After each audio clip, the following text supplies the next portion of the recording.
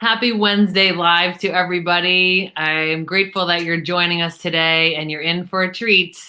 Our guest today is Helen May, a colleague who I had the opportunity to meet through Sheridan, and we've done some great works together. And she's got an organization called Belonging at Work.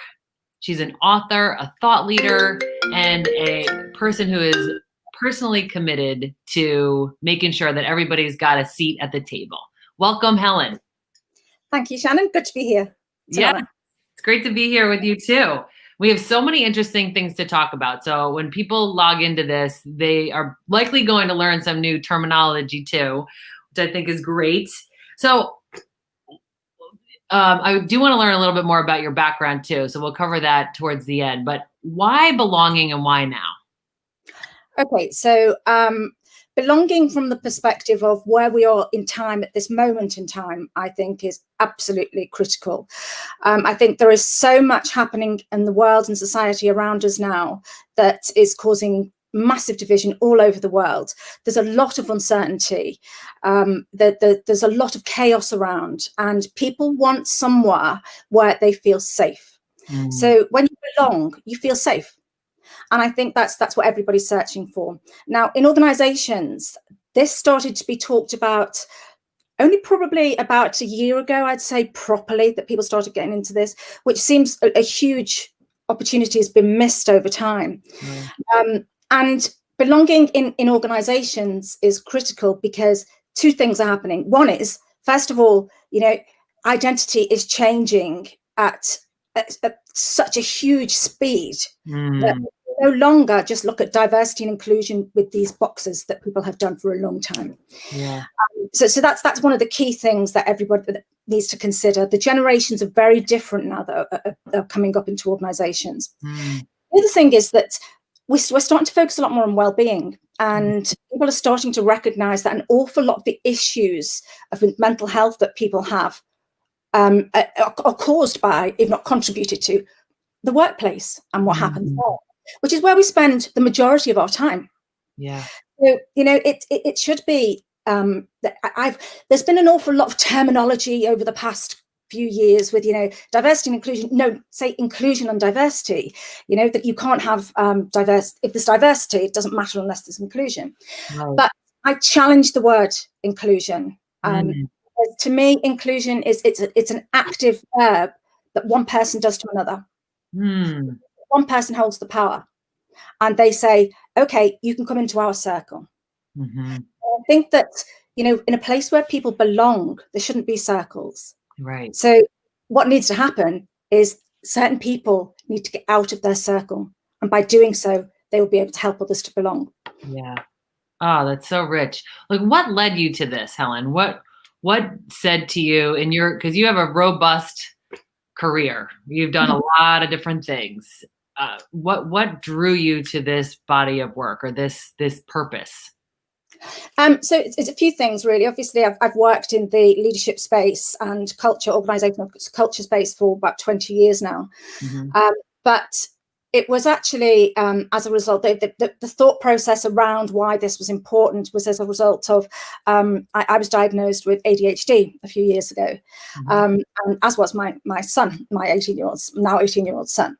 And I started to do an awful lot then around neurodiversity and what that means in the workplace. So just to clarify, neurodiversity describes sort of the whole spectrum in ways of thinking. So in the past, we've seen things like ADHD, autism, dyslexia, dyspraxia as things that are abnormalities, whereas now they're sort of, that they're on the edges of a normal spectrum of thinking, and they bring their own talents with them. So I sort of set about on a mission of trying to spread the word of why, what it was, what it means, and what these people can bring to organizations.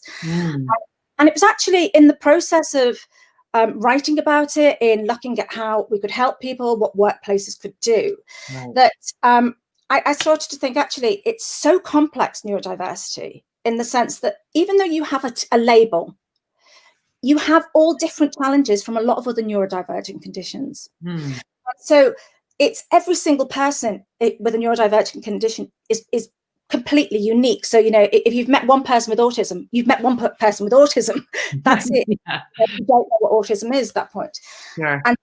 And so that's when I started to think about it in that way. And from the perspective, I was talking to a lot of DNI people, obviously, you know, in the course of my work, leadership work and culture work. And I thought, actually, if you get it right for neurodivergent people, you'll get it right for everybody. Yeah. Because then everybody will be treated as an individual. Mm. You know, then people get what they need. Yeah. You know? So you wouldn't just be serving one population of people. It would be a mindset that would be valuable to all. Yes, absolutely. So, you know, instead of you know, behavior frameworks and all of these different processes that we put in place to try and create the right cultures and behaviors, you know, how about if those behavior frameworks were more like a charter? So one of the core things about thinking about belonging in organizations is it's you have to think of the organization. How do you make the organization a community?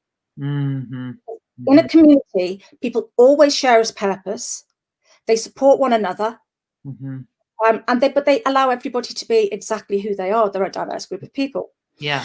So it's those sorts of principles. But, you know, communities of any type, online communities, you know, local communities, communities, but, you know, chess lovers, whatever it might be, people where they've got something, you know, but they will have standards in them that people adhere to.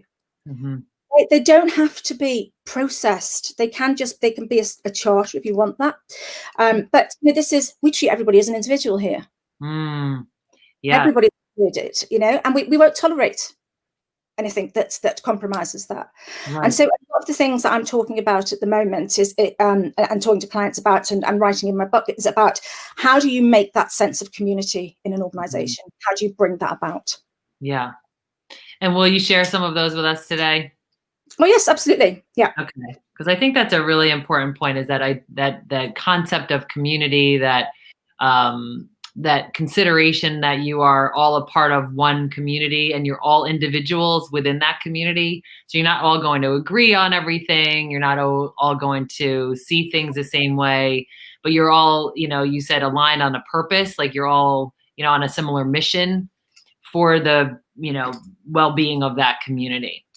Yeah. And I actually believe that, you know, it might sound extreme, but there's something quite Orwellian about the way organizations have developed. And, you know, it's not that far from Animal Farm, from that concept of, you know, all animals are equal, but some are more equal than others. That's still the mentality in organizations. Say more about that. That's interesting. So I think that what happens in organizations is that, you know, they lose out on the ability to be able to include everybody, to make sure that everybody feels that they belong, because of the different levels of the hierarchies, really. So, you know, hierarchies have become more and more and more complex over the years. Sometimes because of the size of organizations, sometimes because they have to create layers because some people are stamping their feet because they haven't had a promotion for a long time.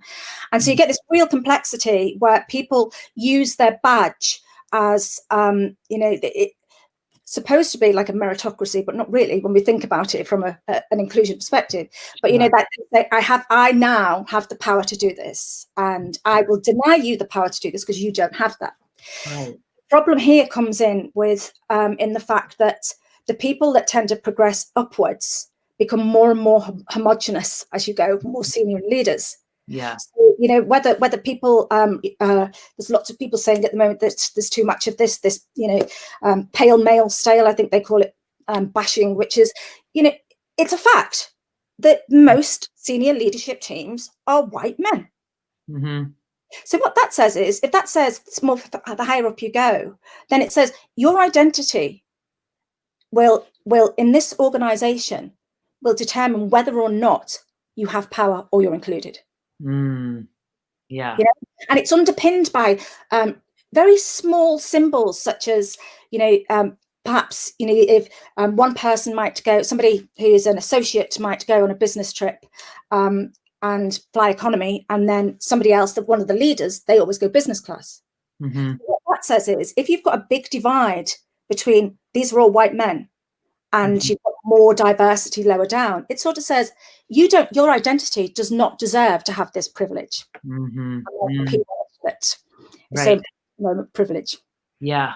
Oh, wow. Okay. So that I'm understanding what you're saying about the farm and how some are more equal than others, or however you said that. I think that's a good way for us to look at that and to recognize where we see the opportunities and, what is the consequence of that, I think is an important part of your work. Like you talk about what does how does that affect human life, and how does that affect really even the organization's ability to be successful? Yeah, I'm quite vocal about the fact that diversity and inclusion is very often there's a lot of lip service paid to diversity and inclusion, and the measures that people put in place tend to be there's some phrases, corporate phrases, that I just grate on me. So one of them is, what gets measured gets done. Now, in my experience in the corporate world, and looking at what measurements people put in place, what gets measured gets fudged, basically. So, you have these things that say, if you look at the global diversity guidelines for those that are excellent in terms of diversity inclusion in the organizations, then it will say things such as the amount of PR that is out there about what they do in diversity and inclusion. It will say about representation. So are they meeting targets for women, race, or whatever they may be? How much are they spending on diversity and inclusion? All of these things that are so corporate that all they do is, it's all smoke and mirrors, because none of it looks at the lived experience of people in those organizations. Because of that, diversity and inclusion is always kept very far away from any well-being initiatives. If you start to put it together and you start looking at the data, you will find a lot of those people who suffer with mental health issues or absence from work will fit into one of the categories that will be seen as marginalized. Yes. Yeah. So there's a consequence to this, and then that consequence is, in fact, one more deterrent to them being successul. Absolutely. And another thing that's I've noticed recently as well, it's not recently, it's been quite a while, but an awful lot of people do publish these figures about, we invested this much in our diversity and inclusion program and our performance has increased by this much. We put 2 women leaders on the board and now we have this much increased in EBIT or whatever it might be. And, when you actually look, you scratch beneath the surface of those organizations, they're sort of giving this, that a lot of the time, not always, don't get me wrong, but a lot of the time you scratch beneath the surface and you see that actually, how things are being achieved in those organizations does not reflect the sort of ethical and moral substance of diversity and inclusion. The reason for that is that diversity and inclusion, in terms, I call it the naked ugly truth of diversity, which is, if it's not a financial threat or there's financial gain now, and if it's not a legal threat now, then it's unlikely that too much effort will be put into it. If organizations start digging deeper and then publish that data, then they have to act. Yeah. They can't do it anymore. And I think it will take a brave organization to do it. But, somebody needs to pave the way on this, I think.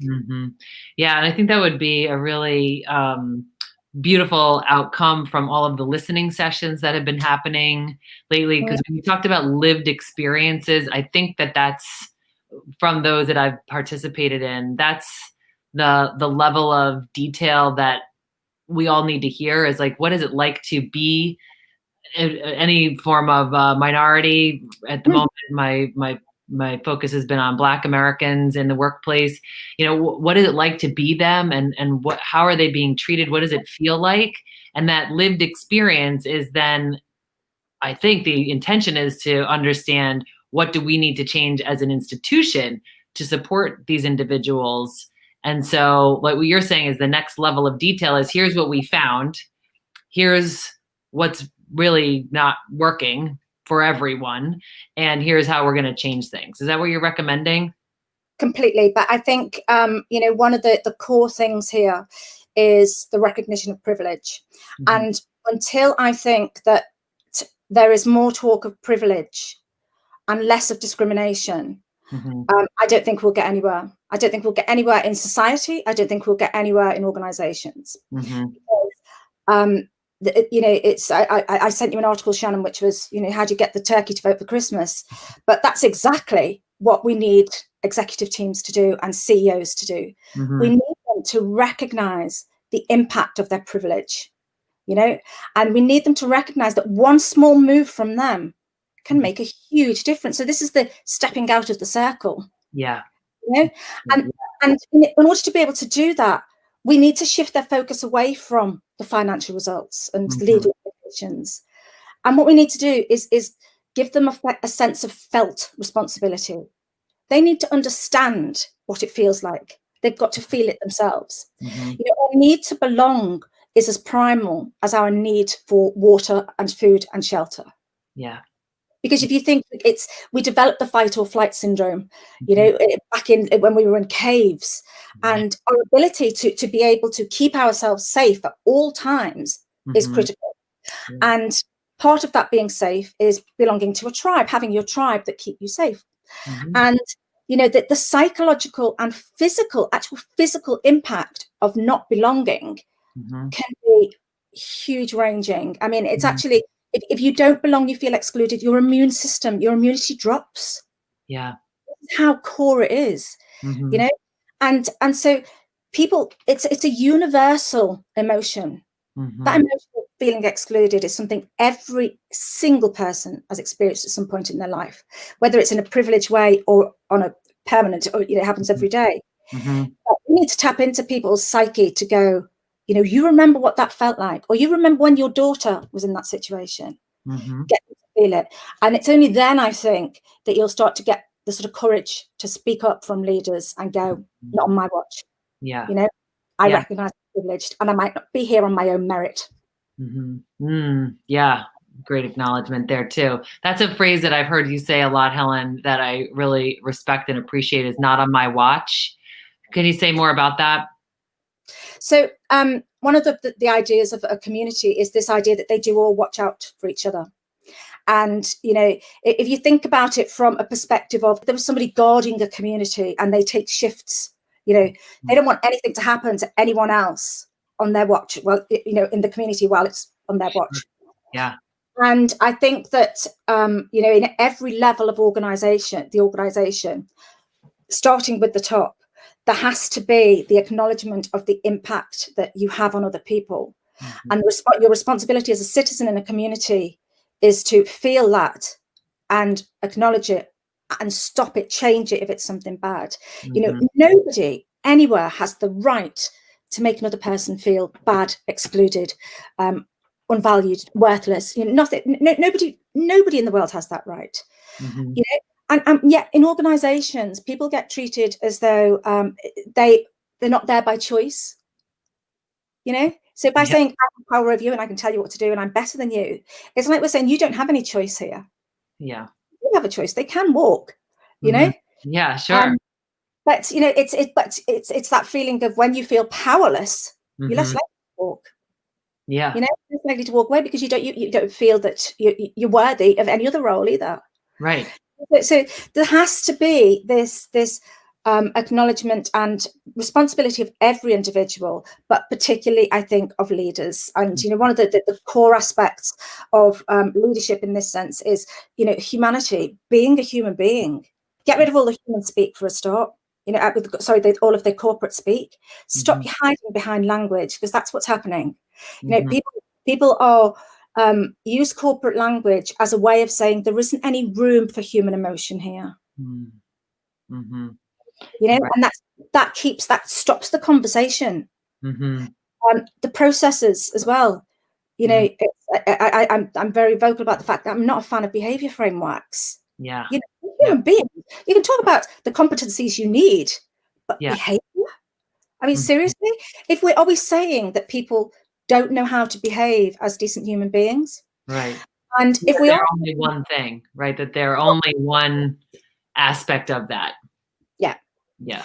And if we're saying behavior frameworks work, what do they work exactly for them? Because there's still exclusion in organizations. There is still mental health issues in organizations. There is still very low morale and engagement in organizations. So what exactly are they working for? Again, it's just to keep it, very, very tangible, concrete, vanilla. There's this sort of way of people not being human beings, which is why we need to get rid of the corporate language, and we need to get rid of language such as, don't take this, you're taking this too personally. Yeah. Or you're being emotional. Yeah. Why are you so emotional? Well, I'm sorry, I'm a human being. Yeah, you're talking about my career. Yeah. For me, I'm being judged right now, and I'm hurt by that. Yeah. So, you started this belonging at work organization because you saw that, D&I as a practice just really wasn't getting to the core of what you've observed the problem to be. And the problem is that feeling like I don't belong here, or that I'm going to be held back because of who I am. And then you also layered in this neurodiversity, which is a new term, really. And then the way that you just described it to us is about the range of our minds, like all the different kinds of talent that we might acquire at any given time, right? Yeah. So when you're thinking about belonging at work, for those who have just joined us, and please, for those who are listening in and you have questions, one of the beautiful things about a live engagement is that you can ask Helen questions. She's a subject matter expert. She's going to talk more about her book in a moment, because she's really taking this on as a quest and as a mission to help educate and to change the framework. So, like, on that point of changing, how people are operating, what are some wishes that you have for how people would start to understand? Like, you talked about belonging is like a human need, like food, water, and shelter. What are some other things that you want to make sure people understand as they're, leading organizations and engaging in their lives? Yeah, I think one of the things would be, think about exactly what it is you want to know within the organization. Think about, be honest with yourself, and think about what sort of data do you want. We're incredibly lucky now with the amount of data we've got in organizations. And in my book, I talk about the way you can cut all the data to work out what's happening, and to be able to look at, who is it that's suffering the most in your organizations? How does that correlate with the amount of sick days? How does that correlate with performance? How does that correlate with tenure? And so we don't, I think there's a fear of exposing too many inconvenient or unpalatable truths. So I genuinely think that, I would hope that appetite for inconvenient truth would come about, just to go, just shock people into that felt responsibility. Yeah. Imagine a pitch to a board and telling them a story about something, about somebody that was treated horrendously, and then telling them it was somebody in their organization. And then pointing to all the things in the organization that are enabling that to happen. The whole idea of an organization, there's two different things that have got to happen. One is like how people behave, and that responsibility to be able to treat everybody as important, to look after and support one another. There's that part, but then there's the processes. And in society in general, we see it all the time. Things that governments, and things that your president and other people will say, things that are said in the UK, that they're not lived, because the practices and the processes are so institutionalized, they prevent progress being made. Yeah. They prevent justice. They prevent exposure of these issues. Right. Yes. So, for example, there's a story that I tell in the book about. I talk about somebody I know, somebody that I worked with, and an experience that they had of being excluded, and I started to look into what happens in organizations when somebody makes a complaint. So so in the UK, in terms of, it's different all over the world, obviously. Sure. But the legal aspect of it. So, I think it was something like only 5% of complaints in organisations ever make it to 5% of grievances, and then people threatening to take something to a tribunal, only 5% of them go through. And every single person that was in this survey said they thoroughly regretted going through with it. And I've heard HR people say things such as, I wouldn't take it any further if I was you, you're set to lose more. And this will have more of an impact on your career. Do you really want, I'll have to interview lots of people, do you really want this to impact you in this way? Is this what you think about it? So there is this systemic problem of justice in organizations. So what would you suggest somebody do in a situation like that, if they had a grievance, like a legitimate situation? I at the moment, I just don't. I think it's catch-22. I don't think you can win. And it depends very much on your situation in terms of your financial situation, where you are in your career and things. But for some people, it's easier to walk away. Others, it isn't. But that's it's those sorts of practices and processes and organisations that I believe, once they're lifted, I'd like to see an organisation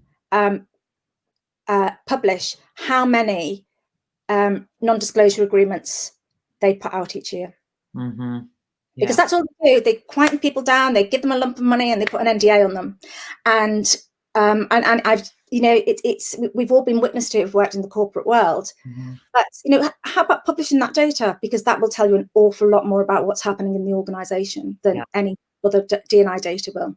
Right. Yeah. And I mean, every organization has its dysfunction. So I would venture to guess there's not a single one that wouldn't have, something to contribute there. That would be an interesting point of transparency that we can look for in the future. I mean, I'm not sure if that's a reality we'll ever see, but I understand what you're saying and how that would be valuable as a shareholder, or as somebody who might want to work there someday, that would be a level of transparency and ownership in our own behavior that could be a real eye-opener for people. So when you're talking about models and like ways of understanding this, you have constructed a model to help us to understand, what are the contributing factors here. And I thought it would be helpful for you to share some of that with us. So I'm going to just put this up on the screen, and then you can walk us through it. Okay, so at the centre of this is what I was saying earlier, is that this concept of organisations and teams as communities, and I genuinely believe, I'm starting to hear murmurs of it, but I genuinely believe that the word community is going to be used a lot more over the coming months and years. And I think that that's been expedited by the fact that, obviously, with lockdown and things, people are working remotely, and people are becoming much more aware of the human element of community. So, we've had physical structures which we've kept people in to keep them together in the past, whereas it's like, well, how do we get that sense of community when people are all over the place? Sure. Because you have online communities and it does work, but the principles are different. So the difference, that one of the core differences between the organisation and a team is to do with process. And I don't know whether you've seen that David Hamill, is that his name? Humanocracy came out a couple of weeks ago. Oh, right. Yes, you mentioned that. Gary Hamill. Yes, Gary Hamill. Humanocracy, which is great. It's a great word. It's like you can't rule through process when you've got humans and you want agility. It just doesn't work. So it's the model looks at well, this is a community and this is an organization. Where are you? So you can sort of assess yourself in those things. It's not about having values. It's about values evolving and being implicit in the organization. They're not something that are imposed on someone. You cannot impose somebody's values. What you can say is something like, one of our values is that everybody here has a voice. That's a good value to have. But an awful lot of values are so generic. They have very little for individuals to really hold on to, because they go from one organization to another, and it's just a little bit of wordsmithing that's happened in there. But genuine values about how we want people in organizations to feel, how we want our clients to feel, how you reach out to the community beyond the organization, all of those things, they should be in the values. And that's the sort of thing that then drives the right behaviors in So the first thing is in this is about kind of assess where you are on these indicators. And the other thing that is in the book is about doing an audit, a belonging audit. Now, this is very different to your DNI questionnaires, or the inclusion questionnaires or surveys. How is it different, Helen? Because they pull no punches. They ask the question, they ask the difficult questions. Like, can you give us an example? What's something that we would learn in a belonging audit that we wouldn't learn through any other kind of assessment of inclusion? So this idea of always putting a positive spin on the questions, and I've asked the question several times of why this is, and I can't really get to the bottom of the scientific one, except that the reason that's normally given is that if you ask somebody a negative question, then it can be leading them into giving a negative response, which is right for me, because if you ask somebody a positive question, then surely you're leading them into a positive response. But if somebody's got something to say that's negative, I want to hear it. So don't say, do you feel valued at work? Say, in the last 6 months, has anybody in this organization made you feel worthless, unaccepted, or excluded?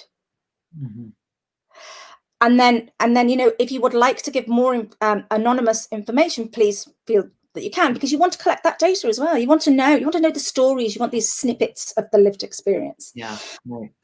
Have you ever been so unhappy at work that in this organization that it has affected your happiness outside of work for a significant period? Have you ever in the past 6 months felt ill because of the way you're treated at work? So these are the questions. They're the horrible questions. People, it's sort of like just you cringe and getting out there. Just ask it, because once we know, we know. But as I say, it's you keep asking the positive questions, you're going to get the positive answers. But we need to know what's happening, and it's only when you have those lived experiences that you can start cutting the data with who these people are. We're living in this increasingly intersectional world where identity is becoming multifaceted. Multiculturalism means that race is becoming, ever more diverse. So I think it's in 2035, I think it might be 2040, that minorities will be the majority in the US. So we can't call them minorities anymore. Right. Yeah. Right. Exactly. Yeah. So it's looking at intersectionality and looking at identity as being multifaceted is one of the key things for understanding privilege. If you're in this country, in the UK, if you're you've been in the private school system, you've been to one of the red brick universities, you're white and you're male, you are significantly more likely to have existential contentment and get further up in your career and have a healthy and happy life. But so that's why this putting people in boxes doesn't work, because if you are a poor Black woman, then your lived experience will be so much worse because of each one of those counts and the combination of those counts. So that's more disadvantaged. And the opportunities and the privilege that you won't have just because of your gender and your race. Absolutely. So it's sort of like, it's sort of threefold oppression, really. Sort of fourfold oppression for the wealthy, privileged white men in from the good universities and things. And so this is what organizations need to start to understand when it comes to privilege. And so using the belonging audit as really the chance to ask the questions of, would you be willing to give us information on your identity? You can ask for that data. People choose to say no, but then you can start to see which intersections are suffering the most in your organization. Not only can you start to see who they are, you will have stories to tell. You will have like a picture, a prototype of this sort of person who is having this sort of an experience. Yeah. That's powerful. That is really powerful. So you show a Black woman who works in the organization and you quote something that she's said that she's suffered as a result of a process or somebody else in the organization. Mm-hmm. No leader could possibly feel no shame about that happening in the organization. Mm-hmm. I think stories are incredibly powerful. And that's what the audit's about. It's about getting all of those stories out so that you've got really powerful data. Mm-hmm. And they're all anonymous, I'm assuming. Absolutely. Yeah. Yeah. Okay. Yeah. So the individuals are safe, but they're getting, they have an opportunity to express themselves in a way that could lead to change. So I'm not sure if you've had an opportunity to do the audit with some clients or, even just your anticipation of what this will lead to. How do you see the senior leadership team responding to the data? So one of the things that I'm proposing in the book, and again, I've heard a couple of people say this recently, it's something I thought of a while ago, about a year ago, is why don't we have a community, a community function in organizations? And, I have a head of community, and the head of community would have diversity and inclusion in there. They would have well-being in there. They would have talent in there. They would have welfare in there. They'd have confidential advice for, financial problems, other problems and things like that. So this community was there to protect every single person in the organization. But the thing about it is that it's independent of anything else in the organization. So it's independent of the leadership team. It's independent of HR. Its only charge is making sure that everybody is looked after. So it's the community of the organization itself that this person would be responsible for. And would they report to the board or the CEO? Like, how do you see that as a accountability structure? So I would see them as reporting to the CEO. Okay. But I think that in terms of how they set their targets and things, it would have to be they lead on it. But one of their responsibilities would be the reporting regularly to the exec board and to the CEO, to keep giving them those stories, to keep showing them where the dial's moving. And that's what, I think that it should be then somebody like a head of community or somebody who's doing things in a different way who presents this information to the board. And then balance it a little bit with, hearts and minds. Give them all of that data and then give them the upside. You're wasting all of your money right now on D&I. If we start doing this way, you won't be wasting the money and you'll see an upside. There'll be less sick days. So just to say a little bit more about that, because there are some people that might be offended by that comment. Like, tell me more, because I know where your heart is, but just to make sure that that's clear. What is not useful about the Dni initiatives right now, in your opinion? So it's not that they're not useful. They are making a difference in terms of representation. They are making a difference in terms of various, in terms of acceptance and normalizing different identities. But the progress is really slow. And I think that the progress is really slow because of it's not actually a felt responsibility of the leadership team. So I think that D&I teams do their absolute best. And there's so many incredible people who work in this space, really good people. And but they're having to keep a lot of things in boxes at the moment. And so they're not being able to really get to the heart of what they want to get to. And so it's not necessarily the D&I functions that are wrong at the moment. It's how it's not connected to the DNA of the organization. Right. Yeah. Oh, that's a good distinction. But the other thing is unconscious bias training and things like this can be a real issue, because they've actually been found to, instead of bringing people together, pull people further apart. In what ways? How has that been proved? I've read some of that research too, but I'm just curious from your perspective on how could that do some more damage versus help the matter?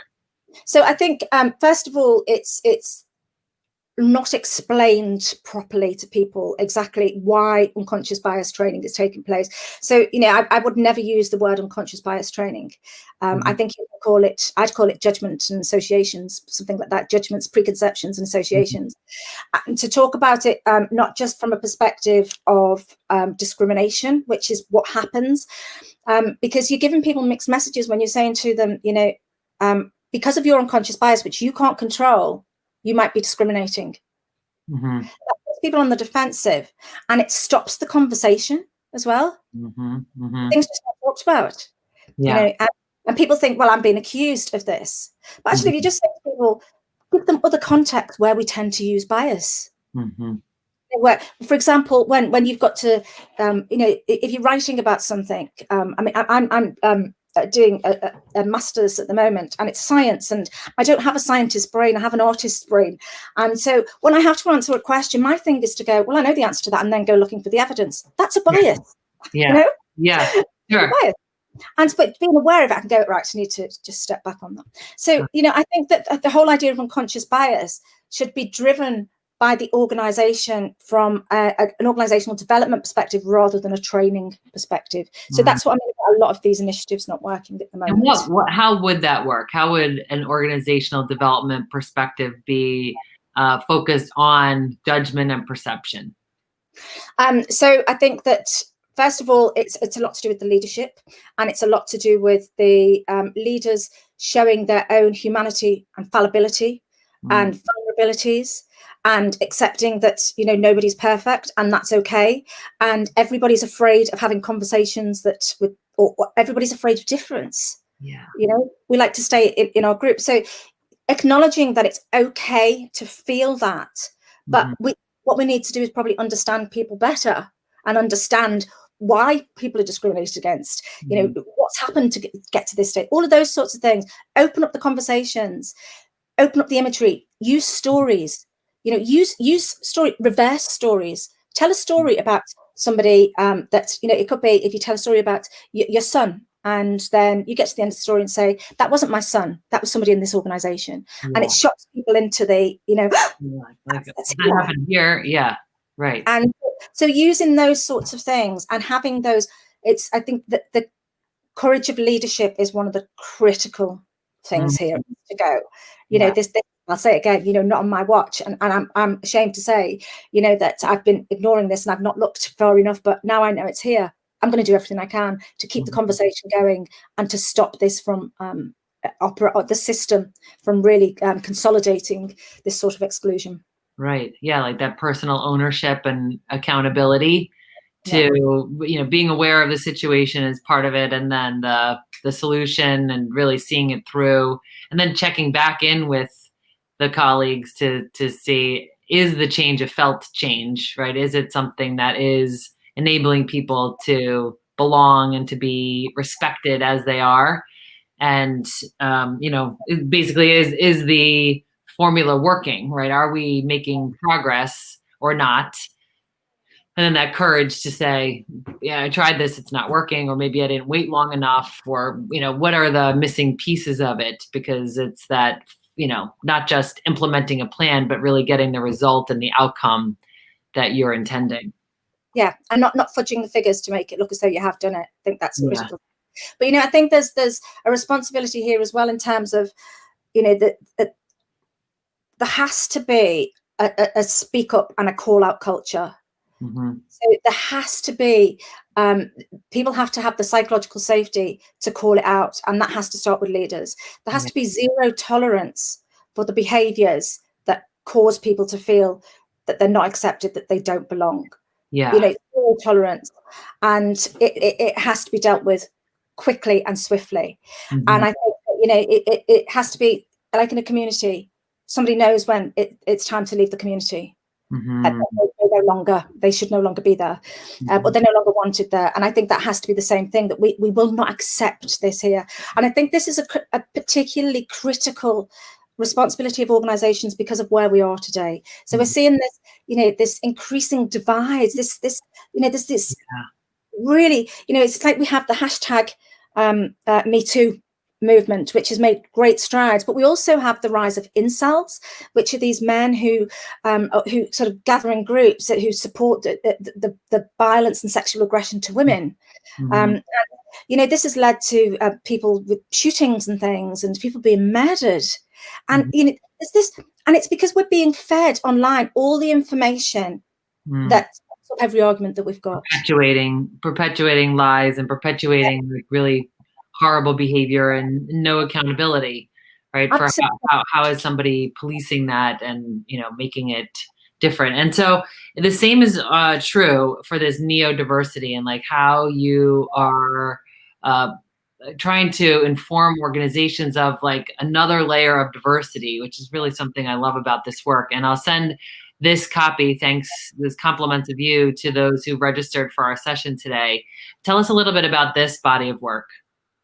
So because as I've said, neurodiversity is so complex, and it's talked about in normally a very medical way. And what happens is that you start to get caricatures of these people, so people think of Rain Man, for example, when they think of autism, which was the worst depiction ever of an autistic person. People think of, when you ask people about people who are autistic, they say, that they've got no empathy. And you say, no, that's psychopaths that you're thinking of. That's not autistic people. Autistic people have social challenges, so they can't express themselves in the same way as other people. But certainly, autistic friends of mine are probably the most empathic people that I've ever met. People think of ADHD as being, 9-year-old boys who are fed amphetamines, for throwing chairs across classrooms. They don't think of ADHD as being a woman in her 40s with children and a career and a business, and has been diagnosed later in life. And I was diagnosed later in life because of it's linked to mental health issues and anxiety, and and the understanding of the differences. People, when we do talks on this, and we do neurodiversity education talks, and people's eyes are just opened up so much to understanding what's going on, and recognizing that it's something they just have to know the individual to know how to work with that person. They don't have to know anything about neurodiversity, So for me with ADHD, I have I'm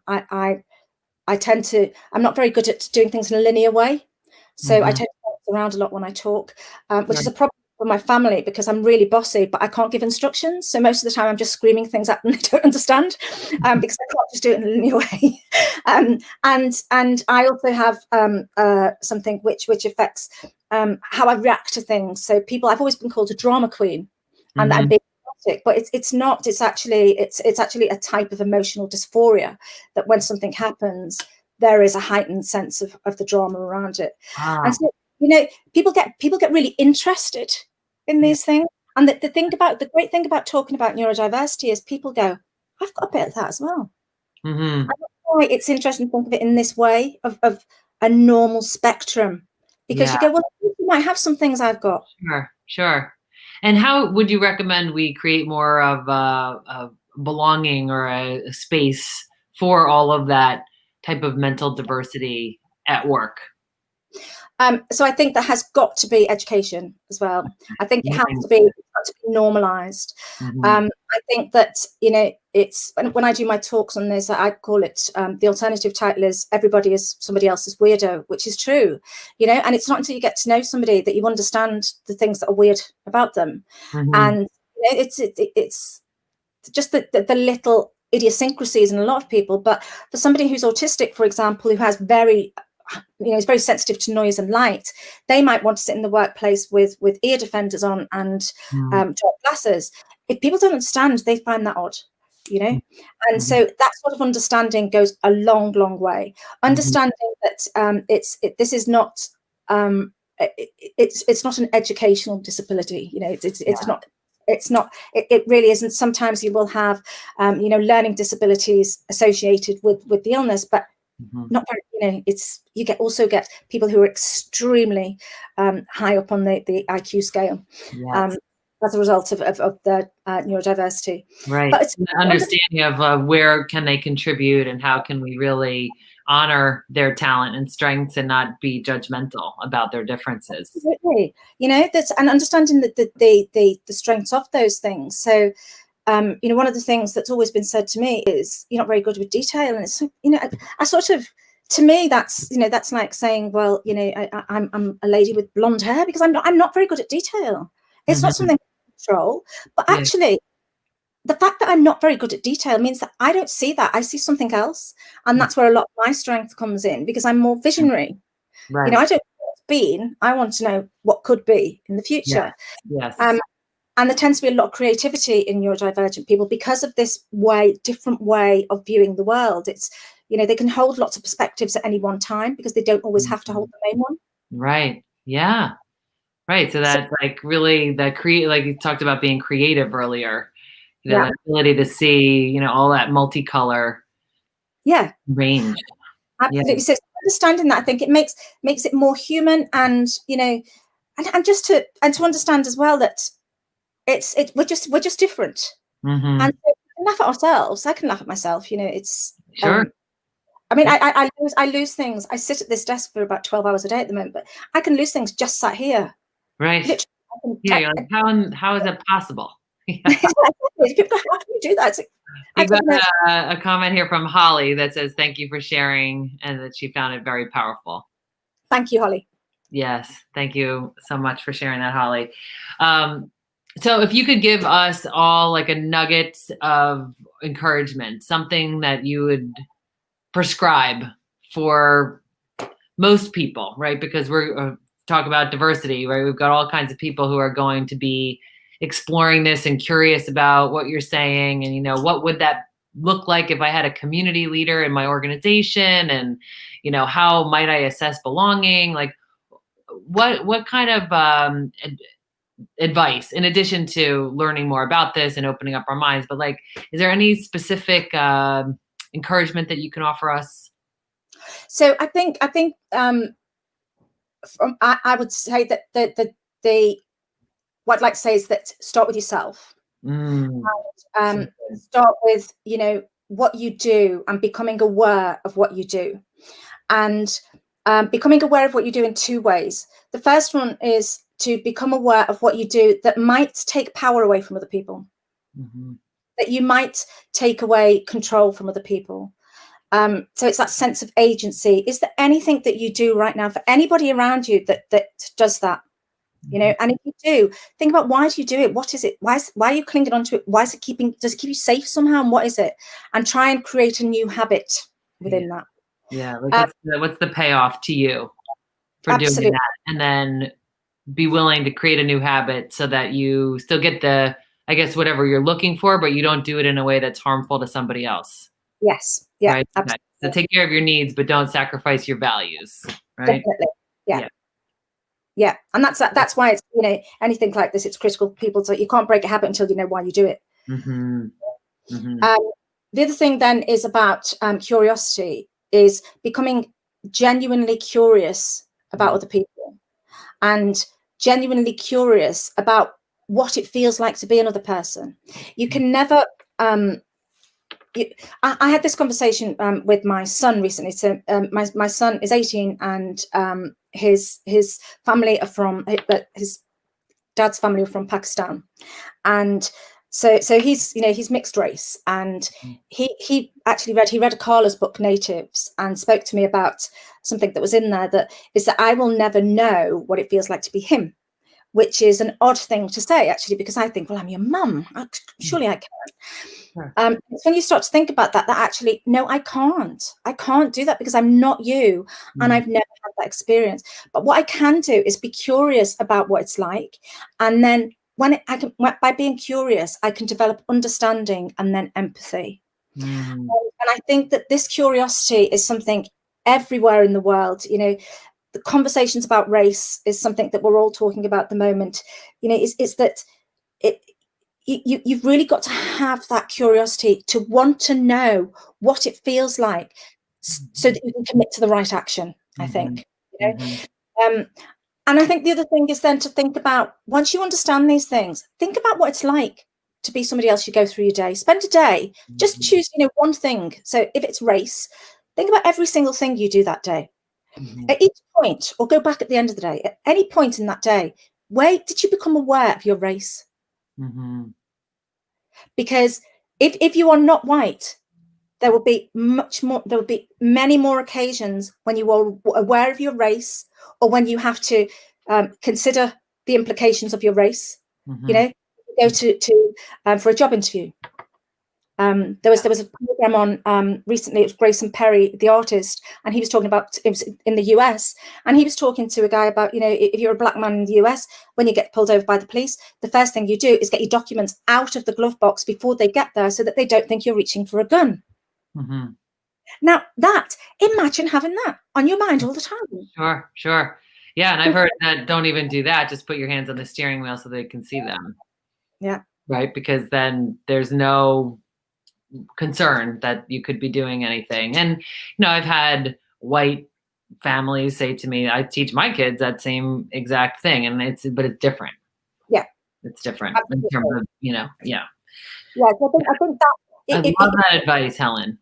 Yeah, if we can all start to do that and just think about it in that way, I think that's a mini move, that's a micro move for us all to take a step in the right direction. Sure. And I think once you make that step, then you start to think, actually, I know I could do something else, or there's something in my organization, or there's something in my team that I can do here. And it snowballs. And once you start creating that psychological safety and you start role modeling these behaviors, other people will see the benefit that they receive from it, and they will start to replicate it as well. And I think that's, if we can all just commit to doing that, I think we could make a difference. Excellent. Great words to close on. So start with yourself, identify where and how you might be hurting someone else, and find a new habit to stop doing that. And then stay curious. I think that's such great advice. Stay curious.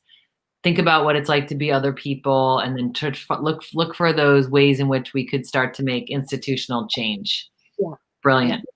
Helen, thank you for sharing your experience and your thoughts with us today, and for opening up our eyes to some new ideas and considerations.